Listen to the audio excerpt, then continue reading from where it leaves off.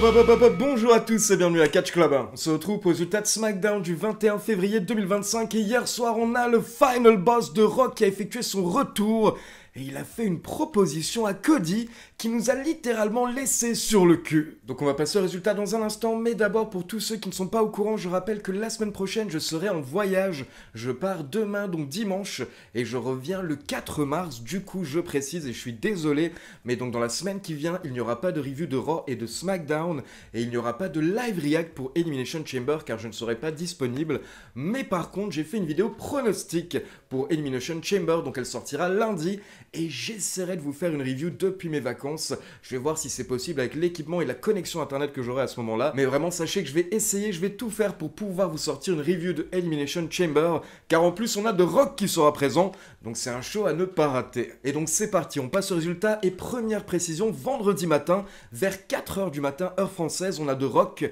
qui a posté un message sur ses réseaux sociaux afin d'annoncer qu'il sera à SmackDown vendredi soir. Et le message de The Rock a été accompagné par un communiqué de presse de la part de la WWE. Et dans ce communiqué de presse, on a une petite phrase de Triple H qui nous rappelle qu'à la WWE, tout peut changer en un instant. Et suite à cette annonce, durant la journée, les médias américains ont confirmé que The Rock sera présent à SmackDown pour annoncer que WrestleMania 42 aura lieu à la Nouvelle-Orléans, mais peut-être qu'il fera également autre chose. Et là, vous avez The Rock qui a laissé un message sur son compte Instagram où il a dit qu'en effet, il sera là pour annoncer une bonne nouvelle à la Nouvelle-Orléans, mais il sera également là pour retourner la vie de quelqu'un avec son Final Boss Gospel. Et derrière, quelques heures avant SmackDown, on a eu le droit à un nouveau post de The Rock sur les réseaux sociaux où The Rock a posté le cadeau que lui avait fait Cody à WrestleMania. Il s'agissait donc d'une Rolex. Et donc à partir de ce moment-là, on a compris que The Rock sera présent à SmackDown apparemment pour avoir un segment avec Cody Rhodes. Donc c'est parti, le show démarre et pour info, Nick Aldis nous avait annoncé que le main event de SmackDown sera un 3 contre 3 avec Cody Rhodes, Damian Priest et Braun Strowman contre Tama Tonga, Jacob Fatu et Solo Sikoa. Donc le show démarre et là vous avez Cody qui arrive à l'arène et directement il tombe sur Nick Aldis et Nick Aldis explique que Cody Rhodes a été retiré du main event. Donc là forcément Cody n'est pas content, mais Nick Aldis explique qu'il ne peut rien faire, ce n'est pas sa décision, ça vient d'au-dessus. Et là Cody répond ok, mais alors je dois aller parler à qui pour changer cette décision?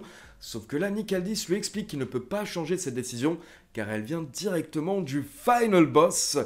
Et d'ailleurs, le Final Boss veut voir Cody Rhodes un peu plus tard dans le ring. Donc on va retrouver Cody et The Rock un peu plus tard. Et pour info, je précise tout de suite qu'aujourd'hui dans cette review, je vais surtout me concentrer sur Cody et The Rock. Et également ce qui s'est passé avec la New Bloodline. Et je vais être un petit peu plus rapide sur le reste. Alors, premier match de la soirée, on démarre avec Drew McIntyre contre Jimmy Uso. Et au bout d'environ 11 minutes, on a McIntyre qui est en train de dominer. Il se prépare pour un Alabama Slam. Mais là, il se fait contrer et surprendre par Jimmy Uso avec un roll-up pour la victoire. Donc nouvelle défaite de Drew McIntyre. Il va battre un record bientôt de défaites littéralement, Drew McIntyre, et du coup forcément il est dégoûté après le match, donc forcément il attaque Jimmy Uso, et là il commence à s'acharner sur Jimmy en gueulant et en disant que tout ça, ça ne signifie rien, cette défaite ça ne signifie rien. McIntyre va remporter le Chamber Match, puis il remportera le titre lors de WrestleMania. Et là, vous avez McIntyre qui prend la tête de Jimmy Uso et il la positionne contre le poteau de coin de ring. Donc apparemment, il va lui exploser la tête. Mais heureusement, des arbitres et des officiels sont arrivés à ce moment-là pour calmer McIntyre et le ramener en coulisses. Donc McIntyre repart tout doucement avec un sourire, mais vous la connaissez. Au dernier moment, il fait demi-tour, il revient dans le ring. Et là, il lâche un énorme Claymore Kick à Jimmy pour finir le travail. Donc très très bonne rage on va dire de la part de Drew McIntyre à la fin du segment. Après comme je l'ai dit il a encore perdu mais honnêtement c'est pas si grave j'ai envie de dire parce qu'au final ces défaites l'énervent de plus en plus jusqu'au moment où il va vraiment tout péter. Mais pour le moment je pense qu'il a besoin de ces défaites pour justement conserver ce personnage qui est frustré. Donc on va dire que je comprends le booking de la WWE et je rappelle ils ne sont pas en train d'enterrer McIntyre car malgré ses défaites il reste l'une des superstars les plus mises en avant par la fédération.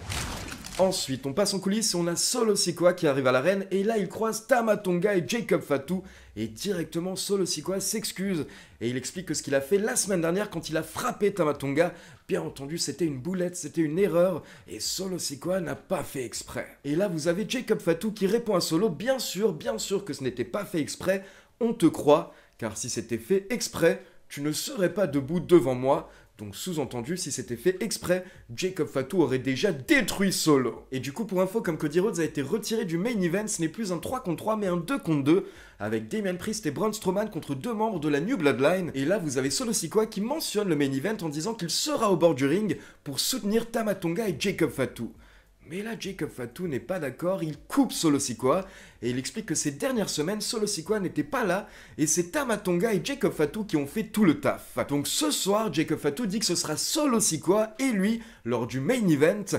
Et honnêtement, il lui a pas vraiment laissé le choix, c'était limite un ordre. Et là, du coup, vous avez Solo qui prend une petite seconde, mais au final, il dit « Ok, y a pas de souci, ça me va, on est sur la même longueur d'onde, et tu vois, Jacob, c'est pour cette raison que je t'aime, I love you, Jacob !» Et là, Solo Sikoa nous dit qu'il revient dans un instant, mais il va juste voir Nick Aldis. Mais donc, comme vous l'avez compris, c'est méga tendu entre Solo Sikoa et Jacob Fatu, et on est en train d'assister à une inversion des rôles. Maintenant, c'est Solo Sikoa qui répète « I love you, Jacob !» alors que Jacob ne répond pas, et c'est Jacob dorénavant qui semble donner les ordres. Derrière, on a une petite vignette de Zelina Vega, puis on enchaîne avec un tag team match avec R-Truth et LA Knight contre The Miz et Carmelo Hayes. Et en gros, R-Truth était totalement largué hier soir. Déjà, il était persuadé que LA Knight venait de la Louisiane, alors que pas du tout. Ensuite, à un moment pendant le match, R-Truth a effectué le tombé lui-même, il s'est pris pour un arbitre. Puis quelques secondes plus tard, au lieu d'effectuer le relais à son coéquipier LA Knight, il a effectué le relais avec The Miz car il a cru qu'il était quelques années en arrière. Donc hier soir, on a eu du R-Truth top niveau. Puis on a également eu une intervention lors du match avec Shinsuke Nakamura qui a attaqué LA Knight au bord du ring et qui a jeté LA Knight contre le poteau de coin de ring. Donc forcément, LA était KO et derrière, ça a permis à The Miz et Carmelo d'enchaîner avec un combo sur R-Truth pour la victoire. Ensuite, on enchaîne avec Tiffany Stratton qui vient nous faire une petite promo, mais elle est rapidement interrompue par Nia Jax qui veut toujours récupérer son titre. Et derrière, on enchaîne avec Tiffany Stratton contre Candice LeRae et pendant le match, on a Charlotte Flair qui fait son entrée et qui vient se poser à la table des commentateurs pour observer ce qui se passe. Et donc, pour vous résumer ce qui s'est passé, Tiffany Stratton a remporté le match avec son moonsault, mais derrière, Nia Jax l'a attaqué. Donc là, vous avez Trish Stratus qui a fait son entrée pour s'en prendre à Nia Jax, mais Candice LeRae a attaqué Trish Stratus par derrière et donc à la fin du segment, ce sont les heels qui ont pris le dessus et le segment s'est terminé avec Nia Jax qui a placé Trish Stratus sur Tiffany Stratton dans le coin et là elle a porté son finisher sur les deux catcheuses. Et il faut également souligner qu'une fois que Candice LeRae et Nia Jax ont quitté le ring, vous avez Charlotte Flair qui est montée sur le ring, elle s'est posée à côté de Tiffany Stratton qui est en train de mourir par terre et là Charlotte a encore une fois pointé vers le logo de WrestleMania. Donc Charlotte clairement qui est persuadée que ce n'est qu'une question de temps avant qu'elle récupère le titre. Ensuite, on passe en coulisses et on a Damian Priest qui discute avec Cody Rhodes. Et Damian Priest se rappelle que l'année dernière, ils avaient pu ressortir tous les deux champions de WrestleMania, mais cette année, ce ne sera pas possible. Et donc là, Damian Priest explique qu'il respecte Cody Rhodes et pour cette raison, il le prévient qu'il va remporter le Elimination Chamber et derrière, il viendra pour le titre Undisputed et pour Cody à WrestleMania. Et Cody répond « Pas de soucis, je n'en attendais pas moins de ta part ». Puis derrière, on a également Braun Strowman qui va voir Damian Priest et Braun Strowman est méga chaud pour défoncer Solo Sikoa et Jacob Fatu ce soir. Ensuite, on a une petite vignette assez dark d'Alexa Bliss, puis on enchaîne avec une interview de Bianca Belair et Naomi où, encore une fois, Naomi répète qu'elles sont persuadées que Liv Morgan et Raquel Rodriguez sont les coupables, ce sont elles qui ont attaqué Jade Cargill. Et derrière, on doit enchaîner avec Naomi contre Liv Morgan, donc Naomi et Bianca Belair font leur entrée, elles montent au bord du ring, mais là elles se font attaquer par Liv Morgan et Raquel Rodriguez qui les ont défoncées. Du coup, on n'a pas eu de match, on a juste une petite fessée. Et ça s'est terminé avec Raquel Rodriguez qui a porté sa Terrana Bomb à Bianca Belair et Liv Morgan qui a porté le Oblivion à Naomi. Et quelques instants plus tard, en coulisses, on retrouve Nick Aldis qui est en train d'engueuler Liv Morgan et Raquel Rodriguez en disant que ces choses sont peut-être tolérées du côté de Raw mais pas à SmackDown, donc il leur ordonne de quitter l'arène. Et derrière, vous avez Piper Niven et Chelsea Green qui viennent se plaindre auprès de Nick Aldis en disant que ce n'est pas normal que Chelsea Green n'ait pas un match lors de Elimination Chamber car elle est l'une des plus grandes stars du Canada. Et du coup, Nick Aldis lui dit de faire ses valises car elle aura un match la semaine prochaine à SmackDown. Et donc derrière, c'est parti pour le segment du show. On a le Final Boss de Rock qui fait son entrée avec un thème un petit peu remixé.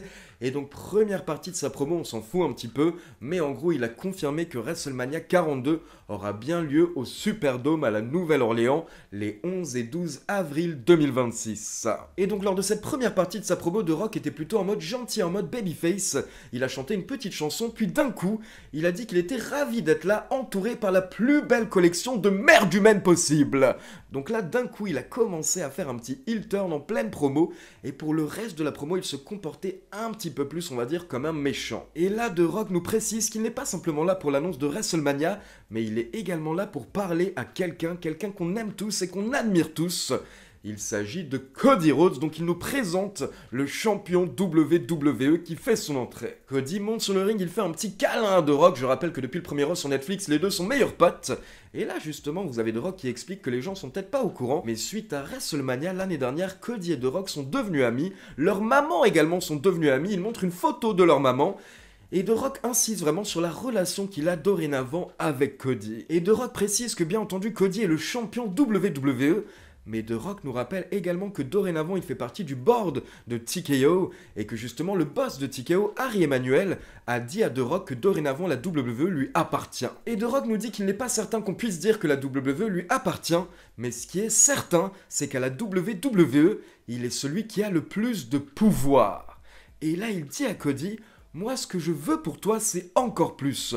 Je veux que tu sois un grand champion, mais encore plus que ça, je veux que tu sois mon champion. Et là, vous avez Cody qui est un petit peu confus, donc il dit à The Rock: écoute, j'apprécie ce que tu viens de dire, mais moi, je suis leur champion. Et là, The Rock répond: ok Cody, c'est très bien, mais faisons quelques comparaisons.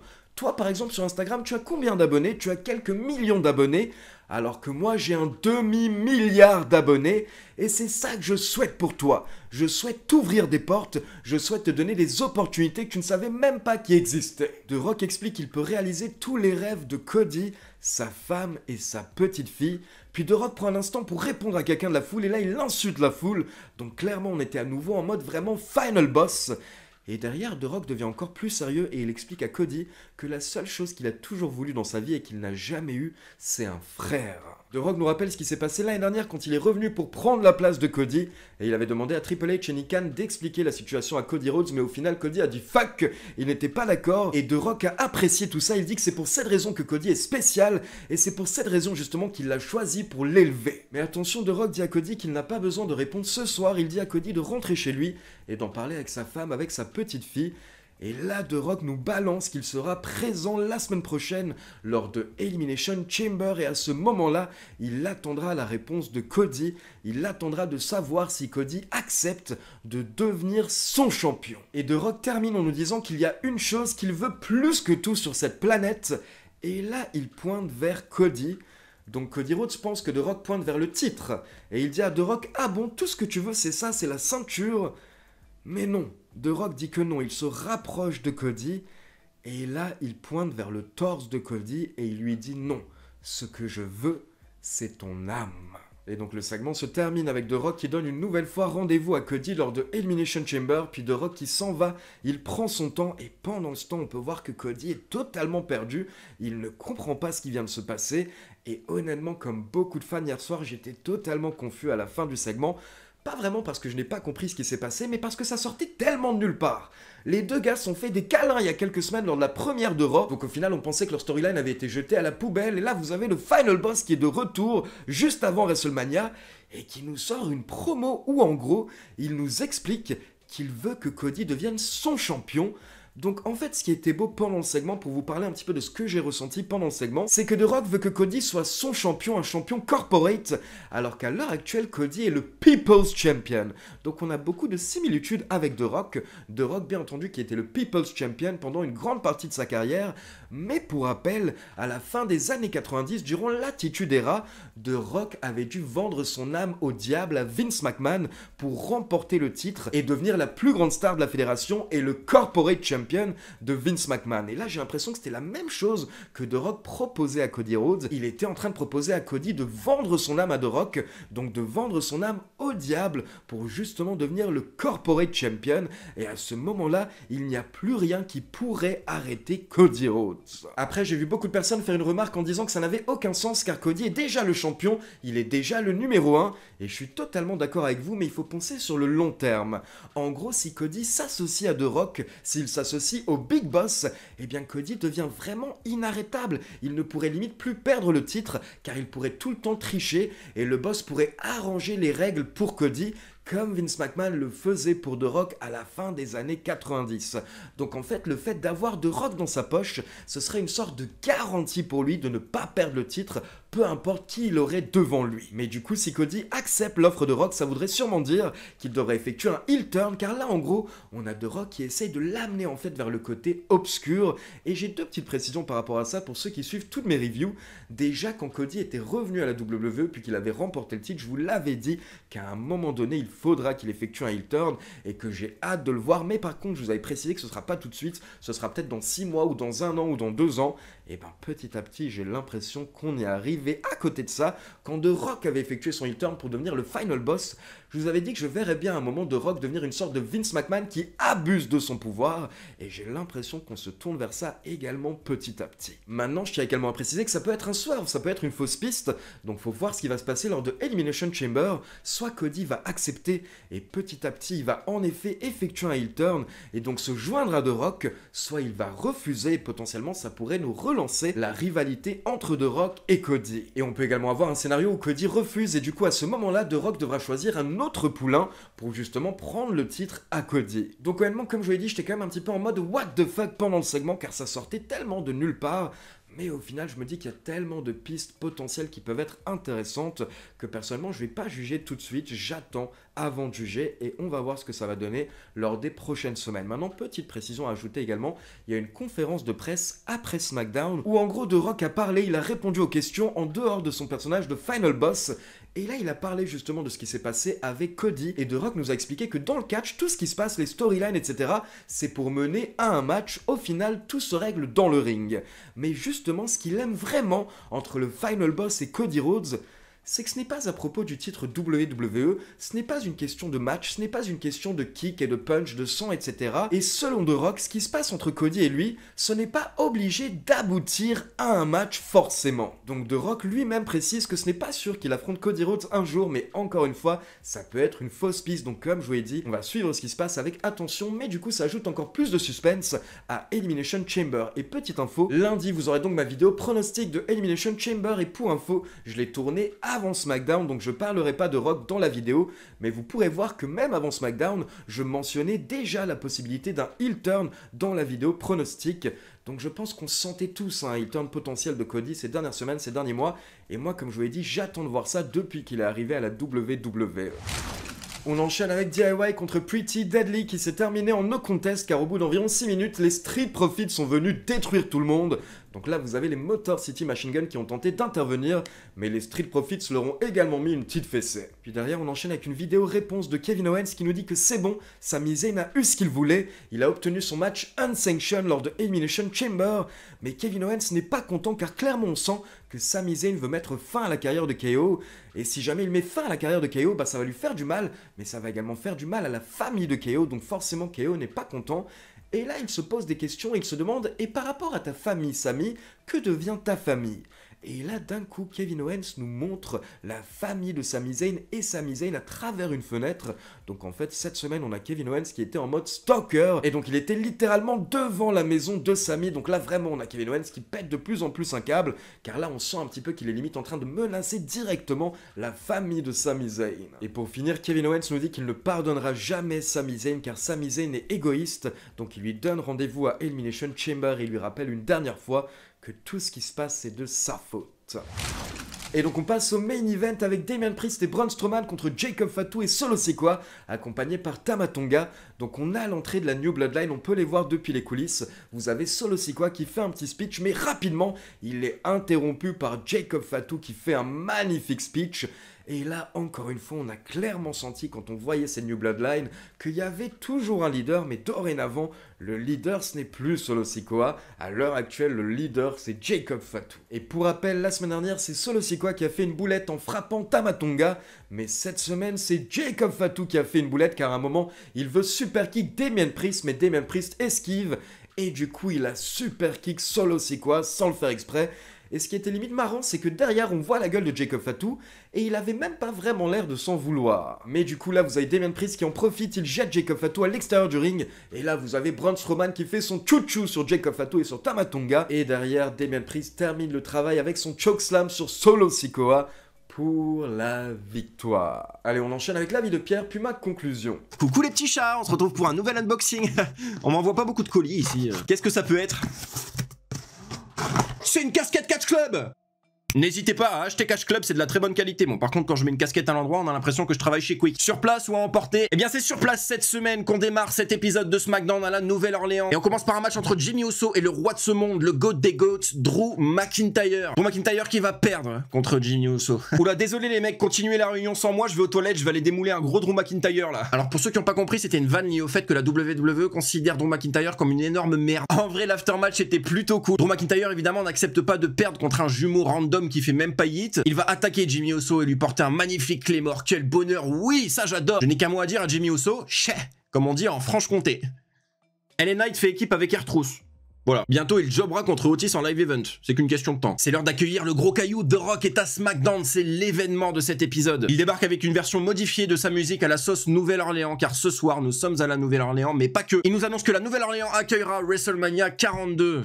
Le dernier WrestleMania à la Nouvelle-Orléans, ça puait la merde. Le 30, il y avait quelques bons matchs, un WrestleMania moment, mais ça s'arrête là. Du coup, j'ose espérer qu'ils nous proposeront quelque chose de qualitatif cette fois. En tout cas, toujours la même DA, toujours le même logo avec la fleur de lys ou je sais pas quoi. Destination pas du tout originale, on souffle. Changer un petit peu, on veut un WrestleMania au Stade Bollard, nous. Bref, c'est pas uniquement pour ça que The Rock est là, il nous dit qu'il veut dire 2 mots à Cody Rhodes. Le Rock l'accueille, le Rock nous dit qu'ils sont amis désormais, ils se sont bourrés la gueule à la tequila ensemble, leur grosse daronne regarde les 12 coups de midi ensemble. Bref, où veut-il en venir? The Rock nous dit qu'il fait partie du directoire de TKO et que TKO possède la WWE. C'est un énorme concours de beats, on sait que t'es le boss Rocky, mais abrège s'il te plaît, ça devient aussi long et chiant que ton remake de Jumanji. Après avoir rappelé à Cody que l'année dernière il a bousculé les plans pour WrestleMania, il dit de Cody qu'il veut en faire son champion. Il veut en faire quelqu'un d'important. On croit d'abord à un match entre les deux, mais non, il nous dit qu'il veut son âme. Waouh waouh waouh, du calme Voldemort, il se passe quoi là? Cody est complètement subjugué, il nous joue la peur comme si on était dans Petit Secret entre voisins.